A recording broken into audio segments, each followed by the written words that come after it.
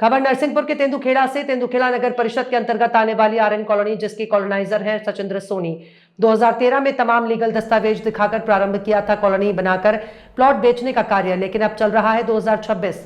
आज तक सचिंद्र सोनी नहीं दे पाए मूलभूत सुविधाएं। आखिर प्लॉट विक्रेताओं को न्यायालय की शरण में ही जाना पड़ा।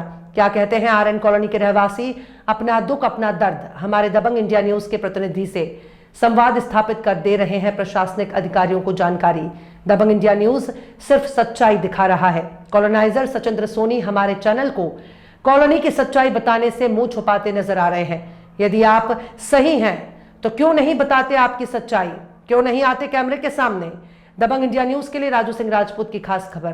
बैठे हैं और काफी लड़ाई आप लड़ रहे हैं और आपको विस्तृत जानकारी देना होगा। जिस तरह से यहाँ नाली, सड़क, डीपी और ये जो गार्डन है जिन पे अनियमितता की गई है वो दिख रहा है, तो उस पर आप थोड़ा सा बताएं। राजू भैया, बहुत बहुत धन्यवाद आपका, क्योंकि इस सच्चाई की लड़ाई में आप बहुत अच्छा योगदान दे रहे हैं और सहयोग कर रहे हैं और निष्पक्षता से सारे तथ्यों को प्रशासन के सामने रख रहे हैं। एक्चुअली क्या है कि जो कॉलोनाइजर महोदय है उनको कई बार बार मौखिक और लिखित तौर पर इस चीज़ के लिए सूचित किया गया। अभी नगर पंचायत के द्वारा उनको सन 2021 में नोटिस दिया गया था, सन 2024 में नोटिस दिया गया था और अभी नगर पंचायत द्वारा वर्तमान में भी उनको नोटिस दिया गया। लेकिन कहीं ना कहीं इन सब आदेशों की अवहेलना करना उनका स्वभाव बन गया है और प्रशासन उन पर सख्त कार्रवाई नहीं कर पा रहा है। उसके पीछे क्या है ये समझ में नहीं आ पा रहा है, क्योंकि हर प्रकार के नियमों का उल्लंघन किया गया है। जिस टीएनसीपी का लेआउट वो बताते हैं उसकी सारी शर्तों का उल्लंघन किया गया है। यदि प्रशासन बारीकी से उनका अध्ययन करे, एक एक कंडिका का अध्ययन करे, तो आके देखेंगे कि एक भी कंडिका का यहाँ पालन उनके द्वारा नहीं किया गया। उसके बाद भी प्रशासन और जिम्मेदार लोग आंख बंद करके बैठे हैं। ये मेरी समझ से काफ़ी परे है। देखा जाए जो लेआउट के बेस पे वो काम कर रहे हैं उसकी जो मान्यता थी वो मात्र 3 वर्ष थी, जो कि निरस्त हो गई और वो दस्तावेज उनने माननीय एसडीएम कार्यालय में प्रस्तुत किया है। उनने एक अपना लाइसेंस प्रस्तुत किया है जो वो उसकी भी वैधता समाप्त हो गई है। तो उनके द्वारा जो दस्तावेज पेश किए हैं उनकी वैधता स्वतः निरस्त हो गई। उसके बाद भी उन दस्तावेजों को विभाग द्वारा स्वीकार किया गया है और आगे उस विषय पे क्या संज्ञान लिया जा रहा है ये अभी तक हम लोगों के सामने उजागर नहीं हो पाए हैं। और वो जो चीज़ें बता रहे हैं उनको कहीं ना कहीं आप धरातल पर, आज एसडीएम मैडम ने आके भी यहाँ सर्वे किया है। अब हम लोग लड़ाई लड़ रहे हैं, देखते हैं अंत में होता क्या है। यदि यहाँ से न्याय नहीं मिलता तो फिर ऊपरी अदालत में जाने को मजबूर रहेंगे। जी, अभी जिस तरह से हम देख पा रहे हैं यहाँ पे रोड नापी जा रही हैं। आप लोगों को हमने देखा कि आप मीटर लेके नाप रहे हैं। ये जमीन कितनी बचाई गई यहाँ पर? लगभग आपका क्या आंकड़ा होगा? इसकी लंबाई चौड़ाई में तो हम इसका अनुमान लगा सकते हैं, लेकिन अभी लंबाई में इसका अनुमान नहीं लगाया जा सकता। इसके लिए हमें किसी इंजीनियर की मदद लेनी पड़ेगी, क्योंकि जो लेआउट है इसमें ये 7.5 मीटर की सड़क है, जो कि प्रथम दृष्टि में देखने पे ही लग रहा है कि ये लगभग मैक्सिमम होगी भी तो 6 मीटर होगी। तो ऐसी सारी सड़कें हमने देखी है जो लेआउट के आधार पर नहीं है।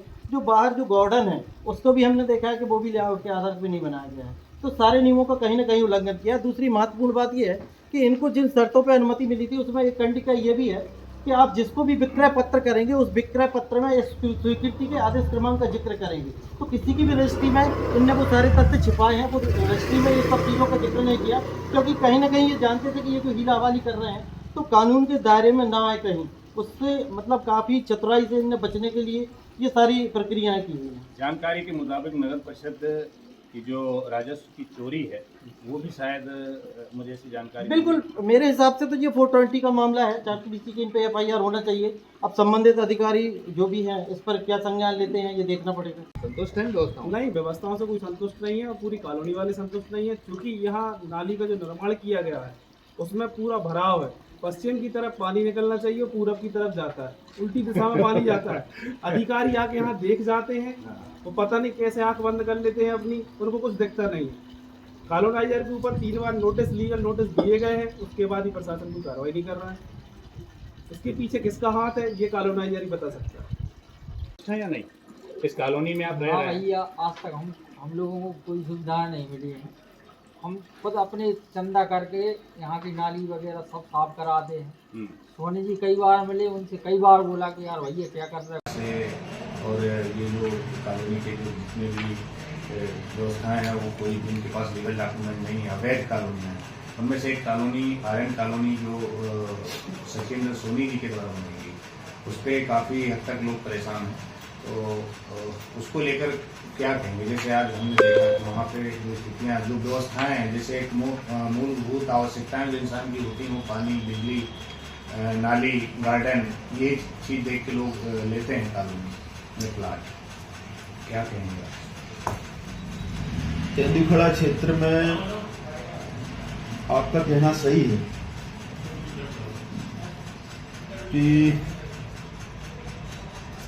लोग अपनी कृषि भूमि को बिना उसका मद परिवर्तन कराए, बगैर डायवर्सन कराए, एक से अधिक प्लाटों का विक्रय कर देते हैं और ना उसमें पानी की व्यवस्था होती है, न नाली की, न पार्क की, नक्शे में तो सारी चीजें दी जाती हैं बना ये के। कोई व्यवस्था उनके द्वारा नहीं की जाती और सीधे साधे लोग उनकी बहकावे में आ जाते हैं। ऐसी अनेक अवैध कॉलोनियां तेंदुखेड़ा के अंतर्गत हैं और जिनको नोटिस देकर उनके खिलाफ कार्रवाई के लिए लिखा गया है।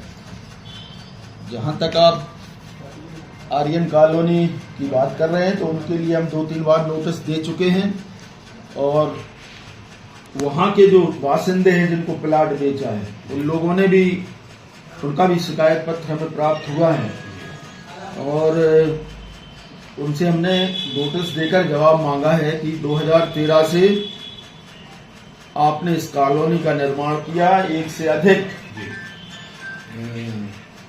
वहां लोगों को तुमने प्लाट बेचे हैं, उनको धोखे में रखा है कि भाई ये कॉलोनी वैध है, हमने सारी परमिशन ले ली गई है, लेकिन वर्तमान समय में उनकी कोई परमिशन नहीं है, कुछ नहीं है।